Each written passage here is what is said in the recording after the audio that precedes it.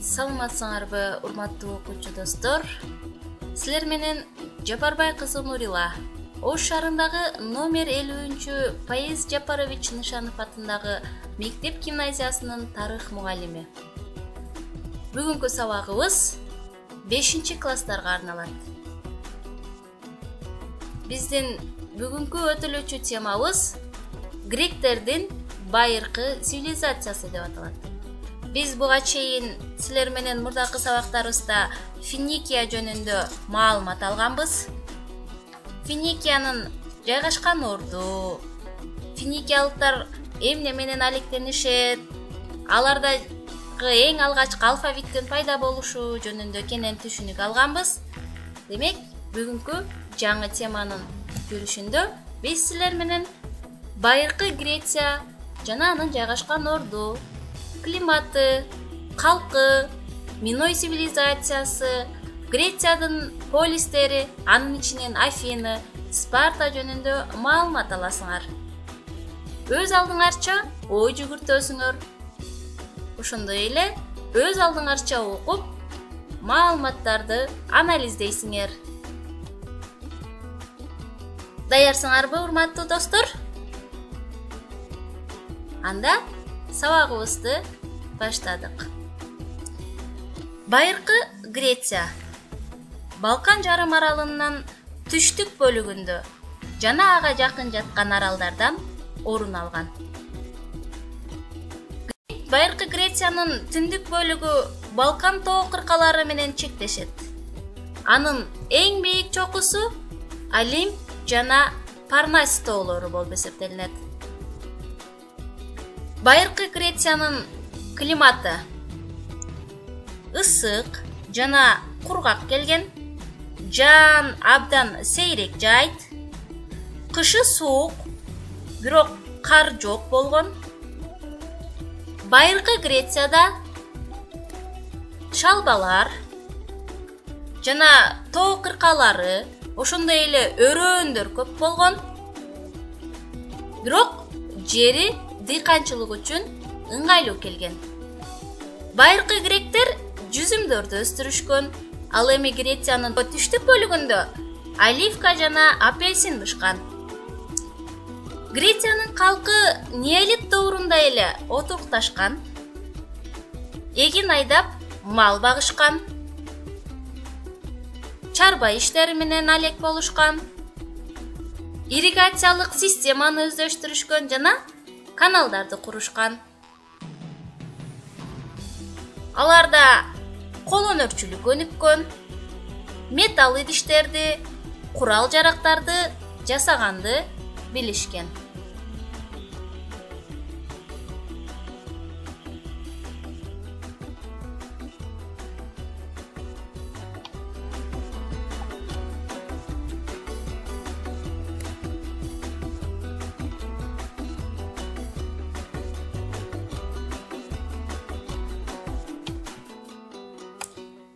Миной цивилизациясы коло доорунда эле Крит жана Эгей деңизинин аралдарында алгачкы Кнос, Миккен, Тринф, Пилос мамлекеттери түзүлгөн.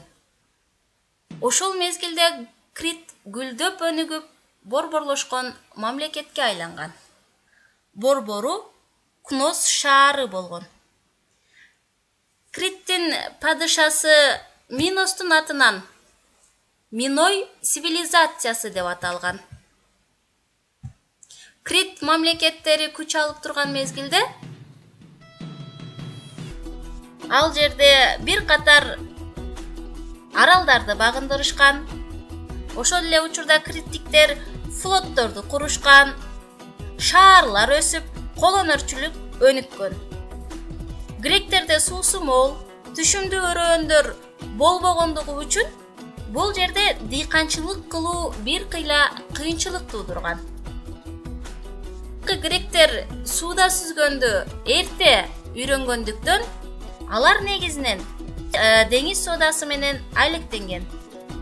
Египет, Финикия жана Вавилон менен соода жүргүзүп турушкан.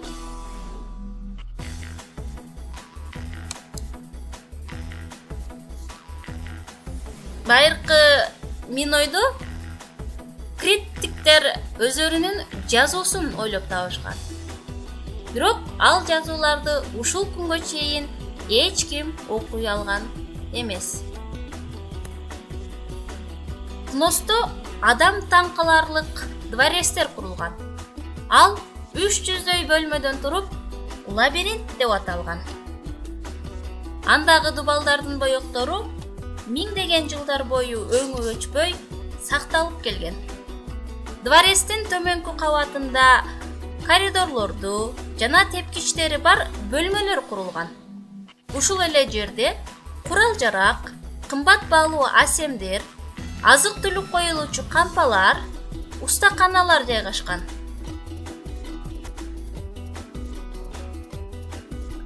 Крит даралында каттуу жертит болуп, шаар кыштактар кыйрап, калк зыянга учураган. Ээн калган аралга миккендиктер жер которуп келишкен. Мына ошентип Миной цивилизациясы өз жашоосун токтоткон. Андан ары силер менен биз Миккен маданияты жөнүндө сөз кылабыз. Миккен маданияты бул жерде дубалы көркөмдөлүп тургузулган легендарлуу падыша Агамемнондун двореци бар. Анын айланасында байыркы падышалардын күмбөздөрү, байыркы Акрополь жана Арстан дарбазасы жайгашкан. Алар бийик таш чептер менен чыңдалган.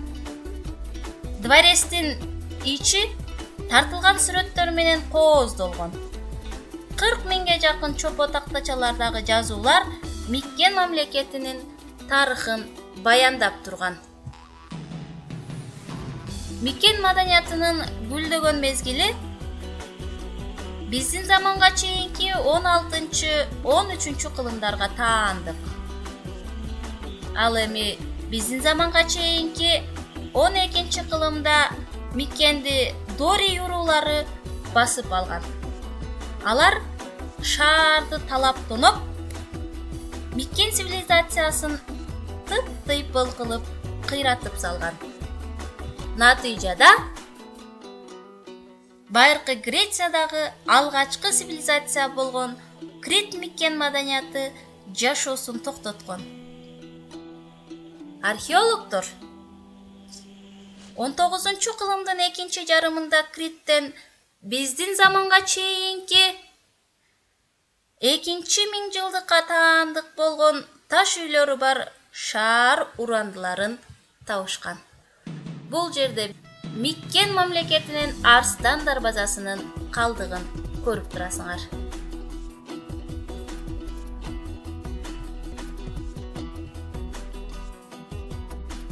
Ал эми бул жерде силер археологиялык казуулар, ошол эле учурда байыркы Миккен жана Крит маданиятынын цивилизациясынын калдыгы катары эсептелген Кнос шаар калдыгын көрүп турасыңар. Достор, чарчабадыңарбы? Биз силер менен бир аз көйнөгөнү жасап алсак,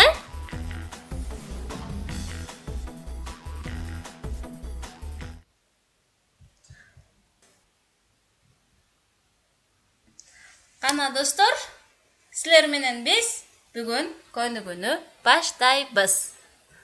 Бутту колду кыймылдатабыз. 1, 2, 3, 4, 1, 2, 3, 4. Колдорду жогоруга көтөрөбүз. Капталга белге коюп, оң тарапка, сол тарапка эңилебиз. Азаматсыңар достор. Ушул эле кыймылды кайра дагы бир жолу кайталайбыз. Эми биз телевизордун, телефондун жанында отуруп көзөрүбүз бир канча чарчады болуш керек. Көзүбүзгө көнүгүүлөрдү жасап алабыз. Каректерди оңго, солго кыймылдатабыз. Эми каректерибизди жогору, төмөн карай кыймылдатабыз.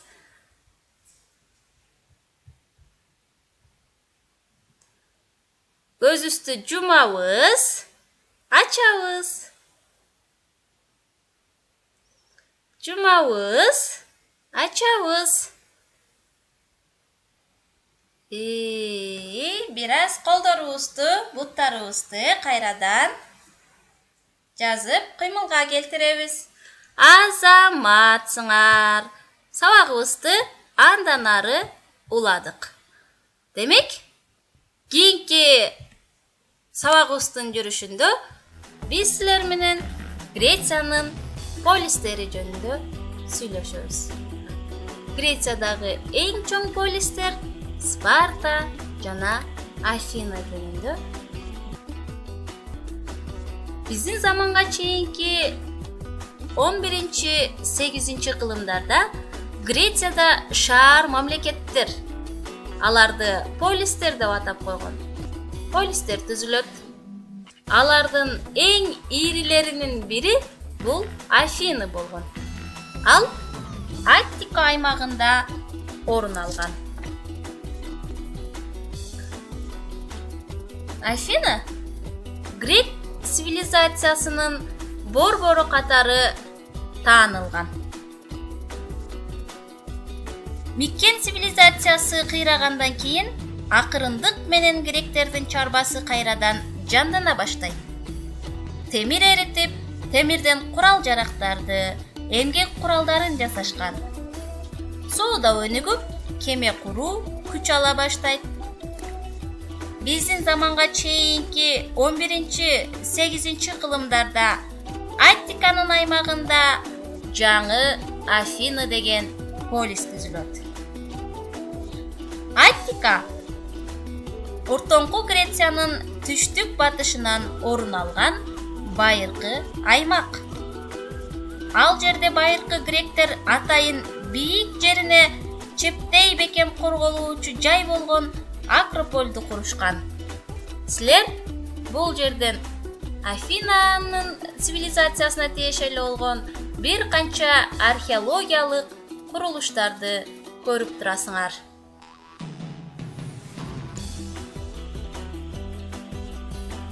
Акрополь байыркы Афинанын зыярат борборуна жана бекем чебине айланган.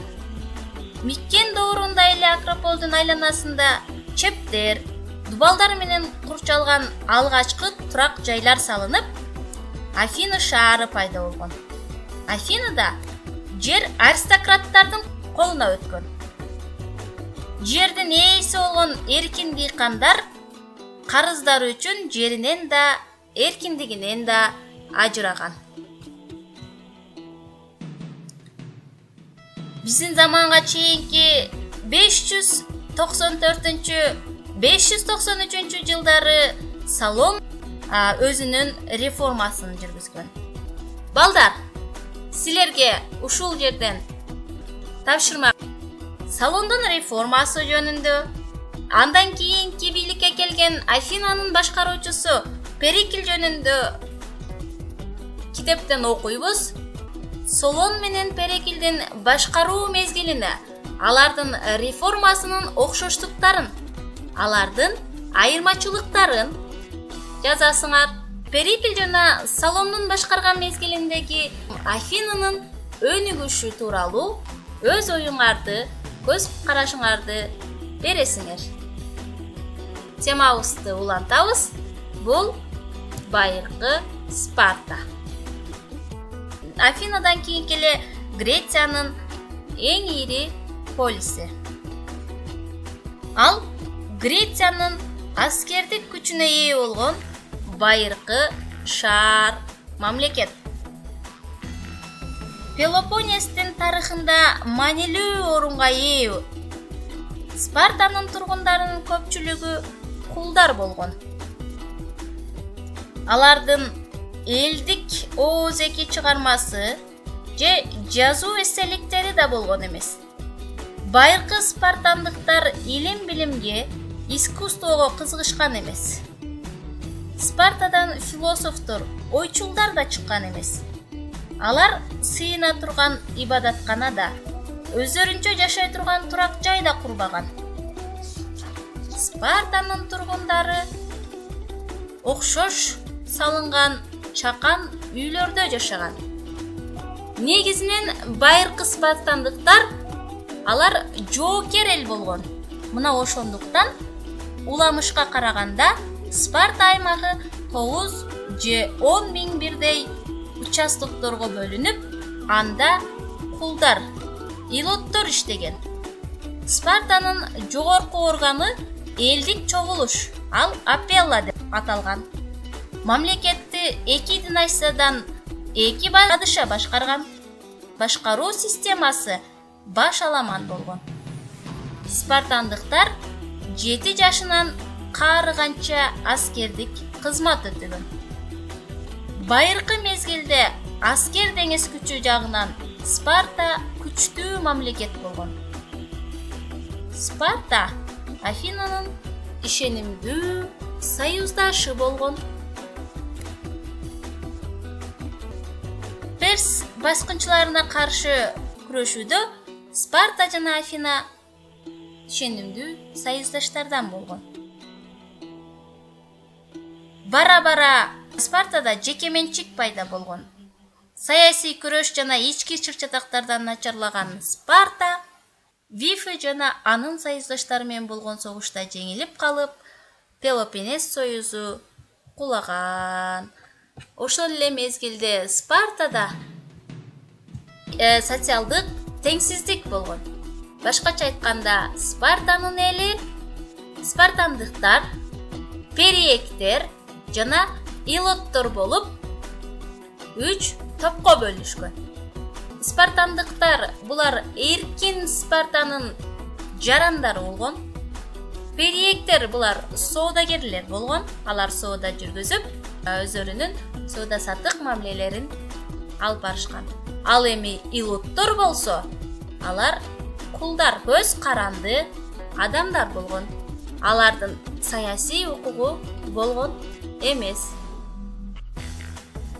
Бүгүнкү сабагыбызда биз силер менен төмөндөгүдөй жаңы сөздөрдү үйрөндүк.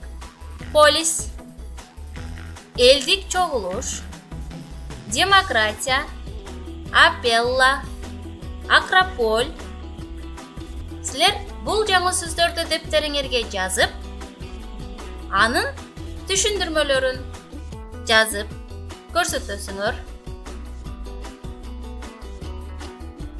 Силерге суроо: Грециянын байыркы цивилизациясынын кулашына эмне себеп болгон? Дептериңерге жазып, менин WhatsApp номеримди билесиңер, жөнөтүп койгула. Силер YouTube каналымда комментарий калтырсаңар болот. Бышыктайбыз.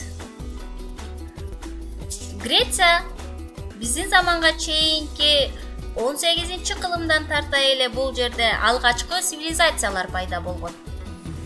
Эң алгачкы цивилизациялар Миной цивилизациясы, ал кулагандан кийин Миккен цивилизациясы келген. Миккен маданияты кулагандан соң бул жерде полистер пайда болду. Эң ири полистер биз Афина жана Спарта жөнүндө маалымат алдык. Алардын бири-бири менен болгон байланыштары, Афина менен Спартанын кандай өзгөчөлүктөрү болгондугу жөнүндө силер дептериңерге жазып, мени менен байланышып коесуңар. Бүгүнкү сабагыбыз мына ушуну менен аягына чыкты. Көңүл бурганыңар үчүн рахмат. Кийинки сабактарда көрүшкөнгө чейин саламатта калгыла.